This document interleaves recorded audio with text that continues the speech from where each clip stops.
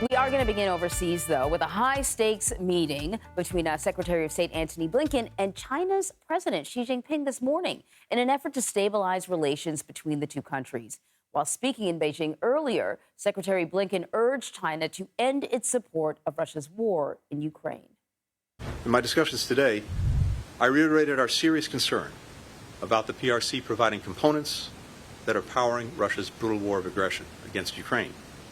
China is the top supplier of machine tools, microelectronics, nitrocellulose, which is critical to making munitions and rocket propellants, and other dual-use items that Moscow is using to ramp up its defense industrial base. A defense industrial base that is churning out rockets, drones, tanks, and other weapons that President Putin is using to invade a sovereign country, to demolish its power grid and other civilian infrastructure, to kill innocent children, women, and men. Russia would struggle to sustain its assault on Ukraine without China's support. In my meetings with NATO allies earlier this month and with our G7 partners just last week, I heard that same message. Fueling Russia's defense industrial base not only threatens Ukrainian security, it threatens European security. Beijing cannot achieve better relations with Europe while supporting the greatest threat to European security since the end of the Cold War. Secretary Blinken also held talks this morning with China's foreign minister, who warned that relations between the two countries could slip into, quote, a downward spiral.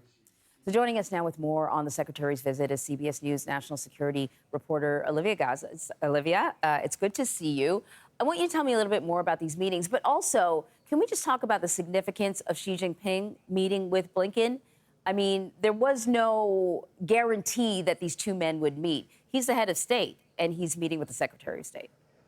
Absolutely. And it's standard practice for the Chinese not to really confirm until the last minute that a meeting like that actually happens. But this is the second time since last June that the secretary has sat down with Xi Jinping. And you heard him just there lay out a sort of broad accounting of the issues he'd raised over the 2 days that he's had in meetings in Shanghai and in Beijing, including with Xi Jinping. A few things. Blinken said that he had raised efforts by the PRC to curb fentanyl precursor chemicals, that he said that there was progress being made by the Chinese government, but that more still needed to be done and it needed to be sustained. Another thing he raised was people-to-people exchanges, saying that the number of American students studying in China had fallen from 15,000 a decade ago to just about 800 now, and that it would be of benefit to both countries to boost that figure. He said he had pressed Beijing to take a more proactive role in pressuring Iran to stop fueling instability in the Middle East. And notably, as you just played there, I think the newest and most significant item on the agenda this time around was this information and intelligence that the U.S. has of China helping Russia with its war effort in Ukraine, mainly by exporting all these critical components for producing things that Russia needs to succeed on the battlefield. Blinken said, as you have played there, that Russia would struggle without China's support and that it couldn't have better relations with Europe while fueling the biggest threat to European security since the Cold War. I think it was notable that he said, if Russia doesn't address this problem, we will, because that appears to be a veiled threat to take measures beyond diplomatic pressure and possibly sanctions.